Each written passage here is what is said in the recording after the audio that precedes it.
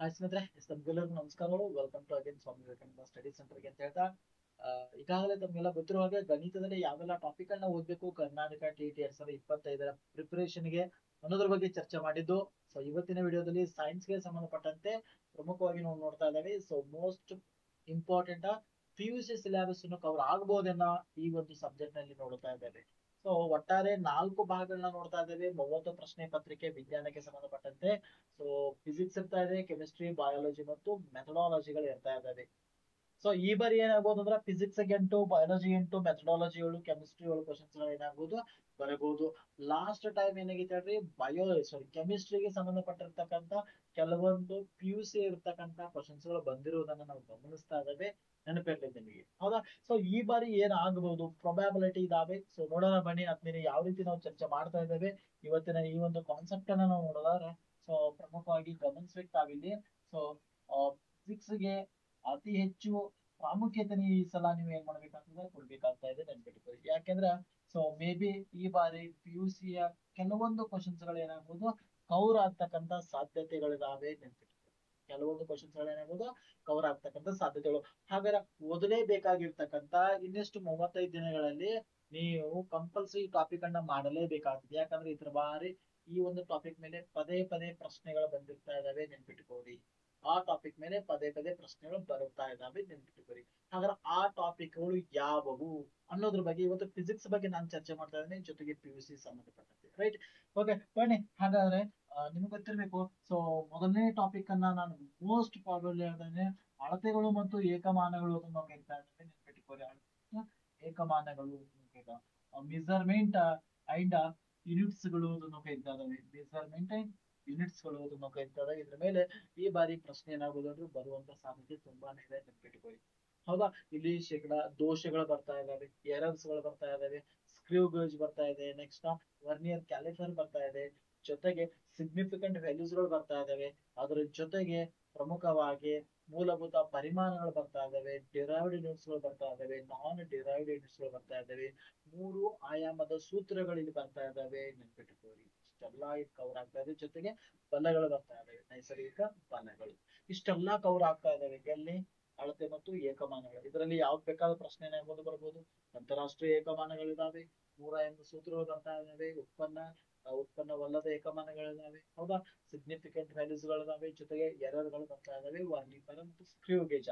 Guarantee ಏನಾಗ್ತದಪ್ಪ ಅಂದ್ರ ಈ topic ಎಲ್ಲದಕ್ಕೂ ಇದೆ. ಸೊ 9th 10th ಸಂಬಂಧಪಟ್ಟಿದ್ದು ಅಂದ್ರೆ ಅಸೈನ್ಮೆಂಟ್ ಸಿಗ್ತಾ ಇದಾವೆ. PUC ಹೋದ್ರು ಅಂದ್ರ ಸೊ ಅಲ್ಲಿ ನಮ್ಗೆ ಡೈರೆಕ್ಟ್ ಆಗಿ ಸಿಗ್ತಾ ಇದಾವೆ. ಏನಪ್ಪಾ ಅಂದ್ರೆ ಡಿರೈವ್ಡ್, ನಾನ್ ಡಿರೈವ್ಡ್, ಜೊತೆಗೆ ಸ್ಕೇಲಾರ್ ಆಗಿರ್ಬೋದು, ವೆಕ್ಟರ್ ಆಗಿರ್ಬೋದು, ಅಥವಾ ನಮ್ಮ ನಿಸರ್ಗದಲ್ಲಿ ಇರ್ತಕ್ಕಂಥ ಫಂಡಮೆಂಟಲ್ ಫೋರ್ಸ್ ಗಳಾಗಿರ್ಬೋದು, right? Significant figures, these are all cover in PUC syllabus. Okay, ಹಾಗಾಗಿ ಈ ಟಾಪಿಕ್ ನೀವು ಕವರ್ ಮಾಡ್ಲೇಬೇಕಾಗ್ತೈತಿ. ಸೊ ನೆನಪಿರ್ಲಿ ಅಂತ ಹೇಳ್ತಾ, ಸೊ ಬನ್ನಿ ನೆಕ್ಸ್ಟ್ ಎರಡನೇ ಟಾಪಿಕ್ ಮೋಸ್ಟ್ ಇಂಪಾರ್ಟೆಂಟ್ ಹೇಳ್ತಾ ಇದೆ, ಚಲನಶಾಸ್ತ್ರ ಅಥವಾ ಡೈನಾಮಿಕ್ಸ್ ಅಂತ ನಾವು ಕರಿತೀವಿ. ಚಲನಶಾಸ್ತ್ರ ಅಂತ ಕರಿತಾ ಇದ್ದಾರೆ, ನೆನಪಿಟ್ಟು ಚಲನೆ. ಸೊ ಇದು ಮೋಸ್ಟ್ ಬ್ಯೂಟಿಫುಲ್ ಆಗಿರ್ತಕ್ಕಂಥ ಟಾಪಿಕ್ ಅಂತಾನೆ ಹೇಳ್ಬೋದು. ಯಾವುದು ಈ ಒಂದು ಟಾಪಿಕ್ ಡೈನಾಮಿಕ್ಸ್ ಅಂತ ನಾವು ಕರಿತಾ ಇದ್ದೇವೆ, ರೈಟ್? ಸೊ ಚಲನಶಾಸ್ತ್ರದಲ್ಲಿ ಪ್ರಮುಖವಾಗಿ ನಾವು ಇಲ್ಲಿ ಗಮನಿಸ್ತಾ ಇದ್ದೇವೆ. ಸೊ ನ್ಯೂಟನ್ಗೆ ಸಂಬಂಧಪಟ್ಟಂತ ನಿಯಮಗಳು ಬರುವಂತ ಸಾಧ್ಯತೆಗಳಿದಾವೆ, ಅದರ ಮೇಲೆ ಸಮೀಕರಣಗಳು ಬರುವಂತ ಸಾಧ್ಯತೆಗಳಿದಾವೆ, ಹೌದಾ? ಸೊ ಇದಾದ ನಂತರ ಚಲನೆಗೆ ಸಂಬಂಧಪಟ್ಟಂತ ಮತ್ತೊಂದು ಕಾನ್ಸೆಪ್ಟ್ ಇಲ್ಲಿ ಕವರ್ ಆಗ್ತಾ ಇದೆ, ದಟ್ ಇಸ್ ಫೋರ್ಸ್ ಸಹಿತ. ಇದೇ ಒಂದು ಚಲನೆ ಕಾನ್ಸೆಪ್ಟ್ ಮೇಲೆ ಏನಾಗ್ತದ ರೆಡಿ ಆಗ್ತಾ ಇದೆ, ದಟ್ ಇಸ್ ಫೋರ್ಸ್ ಸೈಡ್ ಇಲ್ಲಿ ಬರ್ತಾ ಇದೆ. ಅದ ಜಡತ್ವ ಆಗಿರ್ಬೋದು, ಬಲಗಳಾಗಿರ್ಬೋದು, ಬಲದ ವಿಧಗಳಾಗಿರ್ಬೋದು, ರೈಟ್? ಸೊ ನ್ಯೂಟನರ ಒಂದು ಬಲಕ್ಕೆ ಸಂಬಂಧಪಟ್ಟ ಸಮೀಕರಣ ಆಗಿರ್ಬೋದು, ರೈಟ್? ಸಂವೇಗ ಸಂರಕ್ಷಣಾ ತತ್ವ, ಮೊಮೆಂಟಮ್ ಆಗಿರ್ಬೋದು, ಇವೆಲ್ಲ PUC ಸಂಬಂಧಪಟ್ಟಿರ್ತಕ್ಕಂಥ ಕಾನ್ಸೆಪ್ಟ್ ಸಹಿತ ಇಲ್ಲಿ ಕವರ್ ಆಗ್ತಾ ಇದಾವೆ. ಜೊತೆಗೆ ಪ್ರಮುಖವಾಗಿ ಮೋಸ್ಟ್ ಬೇಸಿಕ್ ಕಾನ್ಸೆಪ್ಟ್ ಸ್ಥಾನ ಪಲ್ಲಟಗಳಾಗಿರ್ಬೋದು, ಇದ್ರ ಮೇಲೆ ಪ್ರಶ್ನೆ ಬರುವಂತ ಸಾಧ್ಯತೆ ಇದಾವೆ. ಚಲಿಸಿದ ದೂರ ಅನ್ನುವಂತ ಕಾನ್ಸೆಪ್ಟ್ ಗಳು ಬರ್ತಾ ಇದಾವೆ PUC ಯಲ್ಲಿ. ಇದ್ರ ಮೇಲೆ ಪ್ರಶ್ನೆಗಳು ಏನಾಗ್ಬೋದು ಬರುವಂತ ಸಾಧ್ಯತೆಗಳು ತುಂಬಾನೇ ಇದಾವೆ, ನೆನ್ಪಿಟ್ಟುಕೊಳ್ಳಿ, ರೈಟ್? ಚಲನೆ, ಸ್ಥಾನ ಪಲ್ಲಟ ಆಗಿರ್ಬೋದು, ಅಥವಾ ವಿಶೇಷವಾಗಿ ವೇಗ ಆಗಿರ್ಬೋದು, ವೆಲಾಸಿಟಿ ಆಗಿರ್ಬೋದು, ಜವ ಆಗಿರ್ಬೋದು, ವೇಗೋತ್ಕರ್ಷ ಆಗಿರ್ಬೋದು, ಹೌದಾ? ಸೊ ಇವುಗಳ ಮೇಲೆ ಏನಾಗ್ಬೋದು ಅಂದ್ರೆ ಗ್ರಾಫ್ಗಳು ಬರುವಂತಹ ಸಾಧ್ಯತೆ ತುಂಬಾನೇ ಇರ್ತಾ ಇದಾವೆ, ನೆನ್ಪು ಬಹಳ ಸಲ ಪದೇ ಪದೇ ಕೇಳಿದರೆ ಈ ಬಾರಿ PUC ಸಿಲೆಬಸ್ ಸಂಬಂಧಪಟ್ಟಂತ ಪ್ರಶ್ನೆ ಸಹಿತ ಕೇಳಬಹುದು, ನೆನ್ಪಿಟ್ಕೊಳ್ಳಿ. ಚಲನೆ ಪಾಠ ಸಂಬಂಧಪಟ್ಟಂತೆ ಬಹಳ ಇಂಪಾರ್ಟೆಂಟ್ ಆಗಿರ್ತಕ್ಕಂಥ ಇಲ್ಲಿ ಇನ್ಸ್ಟಂಟೇ ವೆಲಾಸಿಟಿ ಬರ್ತಾ ಇದೆ, ಇನ್ಸ್ಟಂಟೇನಿಯಸ್ ಎಕ್ಸಲರೇಷನ್ ಬರ್ತಾ ಇದೆ, ಬಹಳ ಇಂಪಾರ್ಟೆಂಟ್. ಬಲಗಳ ಮೇಲೆ ಗಳು ಬರ್ತಾ ಇದಾವೆ, ನೆನ್ಪಿಟ್ಕೋರಿ. ರೈಟ್. ಫೋರ್ಸ್, ಅಪೋಸ್ ಫೋರ್ಸ್ಗಳ ಒಂದಕ್ಕೊಂದು ಡಿಕ್ಕಿ ಆದಾಗ ಏನಾಗಬಹುದು, ಫೋರ್ಸ್ ಇಂದ ಏನಾಗ್ತಾ ಇದೆ ಇಲ್ಲಿ, ಸೊ ಫ್ರಿಕ್ಷನ್ ಘರ್ಷಣೆ ಉಂಟಾಗುತ್ತೆ. ಇವೆಲ್ಲವೂ ಸಹಿತ ಒಂದು ಕಾನ್ಸೆಪ್ಟ್ ನಲ್ಲಿ ನಾವು ಚರ್ಚೆ ಮಾಡಬೇಕಾಗುತ್ತೆ, ಕ್ಲಿಯರ್ ಆಗಿ ಗೊತ್ತಿರ್ಬೇಕಾಗುತ್ತೆ ಇಲ್ಲಿ. ಬಹಳ ಇಂಪಾರ್ಟೆಂಟ್ ಆಗಿರ್ತಕ್ಕಂಥ ಟಾಪಿಕ್. ಇದು PUC related with 8th 9th 10th related ಇರೋದ್ರಿಂದ ನಾನು ಇಲ್ಲಿ ಚರ್ಚೆ ಮಾಡ್ತಾ ಇರ್ತಕ್ಕಂಥ ವಿಶೇಷ ಏನಪ್ಪಾ ಅಂದ್ರ 8th 9th 10th ರಿಲೇಟೆಡ್ ಇರಬೇಕು, ಜೊತೆಗೆ PUC ಅಂತ ಟಾಪಿಕ್ ಗಳು ಮಾತ್ರ ಎಕ್ಸಾಮ್ ಮೋಸ್ಟ್ ಪಾಪ್ಯುಲರ್ ಟಾಪಿಕ್ ಆಗಿರ್ತಾ ಇದಾವೆ. ಸೊ ನೆನ್ಪಿರ್ಲಿ ನಮ್ಮ ಸೈನ್ಸ್ ಕ್ಯಾಂಡಿಡೇಟ್ ಗಳಿಗೆ. ರೈಟ್. ಎಸ್. ಇದಾದ ನಂತರ ನೆಕ್ಸ್ಟ್ ಮೂರನೇ topic, that is a big concept ಅಂತ ಹೇಳ್ಬೋದು, ಪಕ್ಕ ಬರುವಂತ topic. So that is optics ಅಂತ ಕರಿತಾ ಇದಾವೆ. ಬೆಳಕು ಅನ್ನುವಂತ ಚಾಪ್ಟರ್ ಮೇಲೆ ಏನಾಗ್ಬೋದು ಹೇಳ್ರಿ, ನಿಮಗೆ ಪ್ರಶ್ನೆ ಬರಬಹುದು. ಅದಕ್ಕಿಂತ ಮುಂಚೆ ಆದ್ಮೇಲೆ ನಿಮ್ಗೆಲ್ಲ ಗೊತ್ತಿರಬೇಕು, ಈಗಾಗಲೇ ಕರ್ನಾಟಕ ಸರ್ಕಾರ ನಡೆಸಿರ್ತಕ್ಕಂಥ TET ಪರೀಕ್ಷೆಗೆ ಸಂಬಂಧಪಟ್ಟಿರ್ತಕ್ಕಂಥ ನಮ್ಮದೇ ಆಗಿರ್ತಕ್ಕಂಥ ಒಂದು ಪುಸ್ತಕ, ಸೂಪರ್ TET ಪುಸ್ತಕ ಲಾಂಚ್ ಆಗಿದೆ. ಸೊ ವೆರಿ ಇಂಟ್ರೆಸ್ಟಿಂಗ್ ಆಗಿರ್ತಕ್ಕಂಥ ಪುಸ್ತಕ ಇದೆ ಸ್ನೇಹಿತರೆ. ಸೂಪರ್ TET ಅನ್ನುವಂತಹ ಪುಸ್ತಕ ಆಲ್ರೆಡಿ ಅವೈಲೇಬಲ್ ಇದೆ, ಈಗಾಗಲೇ ಸಾಕಷ್ಟು ಅಭ್ಯರ್ಥಿಗಳು ತೆಗೆದುಕೊಂಡಿದ್ದಾರೆ. ಸೊ ಇದರ ಒಂದು ವಿಶೇಷತೆ ಹೇಳಬೇಕಾದ್ರೆ ನಿಮ್ಗೆಲ್ಲ ಗೊತ್ತಿರಬಹುದು, ಇದರ ವಿಶೇಷತೆಗಳು ಸೊ ಸ್ಕ್ರೀನ್ ಮೇಲಿನ ಕಾಣ್ತಾ ಇದೆ. ಸೊ ನೆನ್ಪಿಟ್ಕೋರಿ. ಸೊ ಈಗಾಗಲೇ 1 ರಿಂದ 5 ಮತ್ತು 6 ರಿಂದ 8ನೇ ತರಗತಿಯ ಪೇಪರ್ 1 ಪೇಪರ್ 2 ಗೆ ಸಂಬಂಧಪಟ್ಟಂತ ಇಲ್ಲಿಯವರೆಗೆ ನಡೆದಿರ್ತಕ್ಕಂಥ 9 ಪ್ರಶ್ನೆ ಪತ್ರಿಕೆಗಳು, ಪೇಪರ್ 1 ಪೇಪರ್ 2 ಗಣಿತ ಆಗಿರ್ಬೋದು, ವಿಜ್ಞಾನ ಆಗಿರ್ಬೋದು, ಅವು 18 ಆಗ್ತದವೆ, ಇವು 18 ಎಲ್ಲಾ ಪ್ರಶ್ನೆಗಳನ್ನ ಸಂಪೂರ್ಣವಾಗಿ ವಿಶ್ಲೇಷಣೆ ಮಾಡಲಾಗಿದೆ. ಜೊತೆಗೆ ನಿಮ್ಗ ಪ್ರಾಕ್ಟೀಸ್ ಸಲುವಾಗಿ ಸೊ ದಟ್ ಈಸ್ 12 ಗಣಿತ 12 ವಿಜ್ಞಾನ 12 ಮಾದರಿ ಪ್ರಶ್ನೆಗಳನ್ನ ಕೊಡಲಾಗಿದೆ, ಅದರ ಎಕ್ಸ್ಪ್ಲನೇಷನ್ ಸಹಿತ ಕೊಡಲಾಗಿದೆ. ಜೊತೆಗೆ ಮೆಥಡಾಲಜಿಗೆ ಸಂಬಂಧಪಟ್ಟಿರ್ತಕ್ಕಂಥ ಪ್ರಮುಖವಾಗಿರ್ತಕ್ಕಂಥ ಗಣಿತದ ಪ್ರತಿ ಪಾಠಕ್ಕೆ ಅನುಗುಣವಾಗಿ NCERT ಬೇಸರಿಗೆ ತಕ್ಕಂತೆ ಏನಾಗಿದೆ, ಸೊ ಪ್ರಶ್ನೆ ಪತ್ರಿಕೆ ವಿವರಣೆ ಇದೆ ಪ್ರತಿ ಪಾಠಕ್ಕೆ.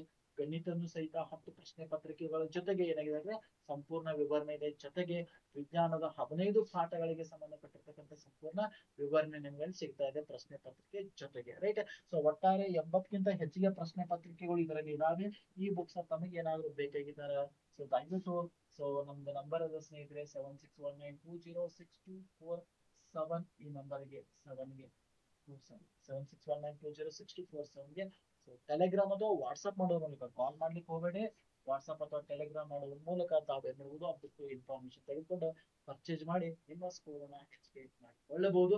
ಜೊತೆಗೆ PUC ನಲ್ಲಿ ಬರಬಹುದಾದಂತ ಇಂಪಾರ್ಟೆಂಟ್ ಕೆಲವೊಂದು ಒನ್ ವರ್ಡ್ ಸುಮಾರು ಪ್ರಶ್ನೆಗಳನ್ನ ಅಲ್ಲಿ ಕೊಡಲಾಗಿದೆ, ಫಿಸಿಕ್ಸ್ ಕೆಮಿಸ್ಟ್ರಿ ಬಯಾಲಜಿ ಸಂಬಂಧಪಟ್ಟಂತೆ. ರೈಟ್. ಅವು ಸಹಿತ ಅಲ್ಲಿ ಆಡಲಾಗಿದೆ. PUC ಯಲ್ಲಿ ಬರ್ಬೋದಂತ ಪ್ರಮುಖ ಸೂತ್ರಗಳಾಗಿರ್ಬೋದು, ಪ್ರಮುಖ ಇಕ್ವೇಶನ್ಸ್ ಗಳಾಗಿರ್ಬೋದು, ಪ್ರಮುಖ ಡಿವೈಸ್ ಸಾಧನಗಳಾಗಿರ್ಬೋದು, ಪ್ರಮುಖ ವಿಜ್ಞಾನಿಗಳಾಗಿರ್ಬೋದು.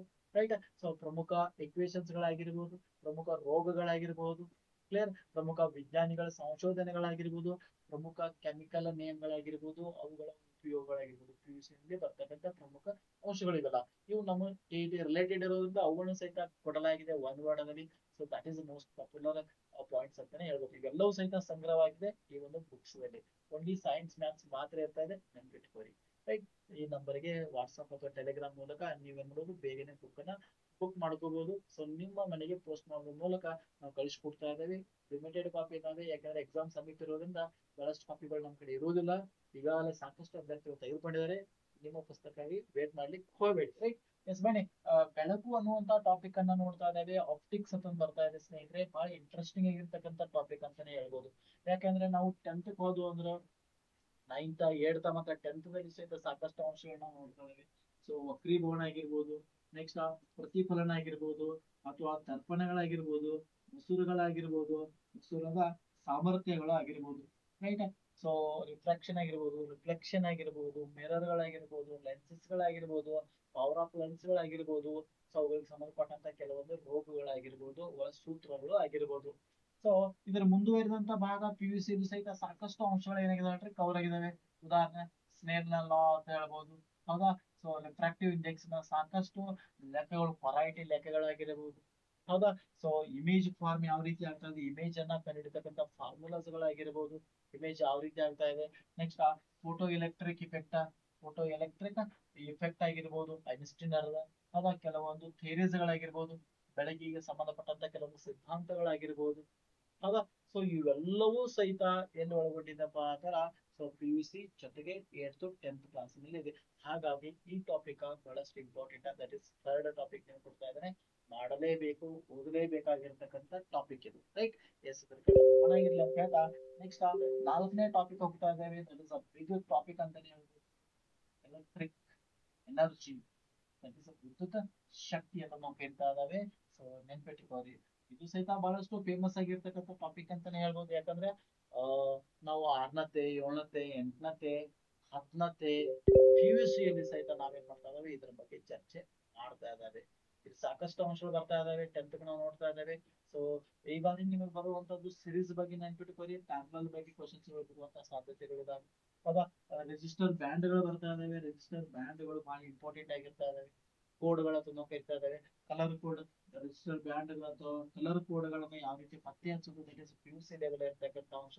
ಇನ್ನ ವಿದ್ಯುತ್ ಶಕ್ತಿಗೆ ಸಂಬಂಧಪಟ್ಟಿರ್ತಕ್ಕಂಥ ಬಿಲ್ ಗಳನ್ನ ಯಾವ ರೀತಿ ಕಲೆಕ್ಟ್ ಮಾಡ್ತಾ ಇದಾರೆ ಇವತ್ತು ಯೂನಿಟ್, ಅದ್ರ ಮೇಲೆ 10th ಇರ್ತಕ್ಕಂಥ ರಿಲೇಟೆಡ್ ಪ್ರಶ್ನೆಗಳಾಗಿರ್ಬೋದು. ಅಥವಾ ವಿದ್ಯುತ್ ಉಷ್ಣೋತ್ಪನ್ನ ಪರಿಣಾಮ, ಹೀಟ್ ಎಫೆಕ್ಟ್ ಅಂತ ಕರಿತಾ ಇದಾವೆ, ಜೌಲ್ ನ ಹೀಟ್ ಎಫೆಕ್ಟ್. ಹೌದಾ? ಸೊ ಅದು ಸಹಿತ ಬರಬಹುದು. ನೆಕ್ಸ್ಟ್ ರೋಧ, ರೆಸಿಸ್ಟೆನ್ಸ್, ಅದ್ರ ಮೇಲೆ ಪ್ರಭಾವ ಬೀರ್ತಕ್ಕಂಥ ಅಂಶಗಳಾಗಿರ್ಬೋದು. ಹೌದಾ? ಸೊ ಸಾಕಷ್ಟು ಅಂಶಗಳು ಇದರಲ್ಲಿ ಅಡಗಿದಾವೆ, ನೆನ್ಪಿಟ್ಕೊಳ್ಳಿ. ಸಾಕಷ್ಟು ಅಂಶಗಳು ಎಲ್ಲಿ. ಸೊ ದಟ್ ಈಸ್ ಯಾವ್ದಪ್ಪ ಅಂದ್ರ ವಿದ್ಯುತ್ ಶಕ್ತಿ ಅನ್ನುವಂತ ಟಾಪಿಕ್ ಮಾಡಲೇಬೇಕು, ನೀವು ಓದಲೇಬೇಕಾಗಿರ್ತಕ್ಕಂಥ ಟಾಪಿಕ್ ಅಂತಾನೆ ಕರೀತಾ ಇದಾವೆ. ಸೊ ನೆನ್ಪಿಟ್ಕೋರಿ, ಬಹಳ ಇಂಟ್ರೆಸ್ಟಿಂಗ್ ಇಂಪಾರ್ಟೆಂಟ್. ಪೊಟೆನ್ಶಿಯಲ್ ಬರ್ತಾ ಇದೆ, ಎಲೆಕ್ಟ್ರಿಕ್ ಪೊಟೆನ್ಶಿಯಲ್ ಬರ್ತಾ ಇದೆ, ಪೊಟೆನ್ಶಿಯಲ್ ಡಿಫರೆನ್ಸ್ ಬರ್ತಾ ಇದೆ. ಹೌದಾ? ಸೊ ಸಾಮರ್ಥ್ಯ ಪವರ್ ಬರ್ತಾ ಇದೆ ಇಲ್ಲಿ, ರೈಟ್? ಓಮ್ನ ನಿಯಮ ಬರ್ತಾ ಇದೆ. ನೋಡಿ, ಸಾಕಷ್ಟು ಅಂಶಗಳನ್ನ ಈ ಒಂದು ಕಾನ್ಸೆಪ್ಟ್ ದಲ್ಲಿ ನಾವೇನ್ ಮಾಡ್ತಾ ಇದ್ದೇವೆ, ಸೊ ಕಲಿತಾ ಇದ್ದಾವೆ, ನೆನಪಿರ್ಬೇಕು. ಹಾಗಾಗಿ ಇದೊಂದು ಬಿಗ್ ಕಾನ್ಸೆಪ್ಟ್ ಅಂತಾನೆ ಹೇಳ್ಬೋದು ನಿಮಗೆ, ರೈಟ್? ಎಸ್, ಇದಾದ ನಂತರ ನೆಕ್ಸ್ಟ್ ಮತ್ತೊಂದು ಚಾಪ್ಟರ್, ದಟ್ ಈಸ್ ಯಾವ್ದಪ್ಪ ಅಂದ್ರೆ ವಿದ್ಯುತ್ ಕಾಂತೀಯ ಪರಿಣಾಮ ಅಂತ ಕೇಳ್ತಾ ಇದಾವೆ, ಎಲೆಕ್ಟ್ರೋ ಮ್ಯಾಗ್ನೆಟಿಕ್ ಇಫೆಕ್ಟ್ ಅಂತ ಕೇಳ್ತಾ ಇದಾವೆ, ನೆನಪಿರ್ಲಿ. ಈ ಟಾಪಿಕ್ ಸಹಿತ ಬಹಳಷ್ಟು ಪ್ರಾಮುಖ್ಯತೆ ಪಡೆದಿರ್ತಕ್ಕಂಥದ್ದು, TET ರಿಲೇಟೆಡ್ ಆಗಿರ್ಬೋದು, GPST ರಿಲೇಟೆಡ್ ಆಗಿರ್ಬೋದು ಅಂತ. ಹೌದಾ? ಸೊ ಹಾಗಾದ್ರೆ ಎಲೆಕ್ಟ್ರೋ ಮ್ಯಾಗ್ನೆಟಿಕ್ ಇಫೆಕ್ಟ್ ನಲ್ಲಿ ಏನೆಲ್ಲ ಬರ್ಬೋದು? ಸೊ ಫಸ್ಟ್ ನಾವು ಕಾಂತತ್ವದ ಬಗ್ಗೆ ಕಲಿತಾ ಇದ್ದಾವೆ, ಮ್ಯಾಗ್ನೆಟ್ ಬಗ್ಗೆ ಕೇಳ್ತಾ ಇದ್ದಾವೆ, ಅದ್ರ ಲಕ್ಷಣಗಳಾಗಿರ್ಬೋದು. ಹೌದಾ? ಸೊ ಕಾಂತೀಯ ಬಲರೇಖೆಗಳು, ಮ್ಯಾಗ್ನೆಟಿಕ್ ಲೈನ್ಸ್ ಗಳಾಗಿರ್ಬೋದು. ಹೌದಾ? ಮ್ಯಾಗ್ನೆಟಿಕ್ ಫ್ಲಕ್ಸ್ ಆಗಿರ್ಬೋದು, ಕಾಂತೀಯ ಫ್ಲಕ್ಸ್ ಆಗಿರ್ಬೋದು. ಹೌದಾ? ಸೊ ಮ್ಯಾಗ್ನೆಟಿಕ್ ಫೀಲ್ಡ್, ಕಾಂತ ಕ್ಷೇತ್ರ ಆಗಿರ್ಬೋದು, ಅಥವಾ ಕಾಂತೀಯ ಮತ್ತು ಕಾಂತೀಯ ವಸ್ತುಗಳಾಗಿರ್ಬೋದು.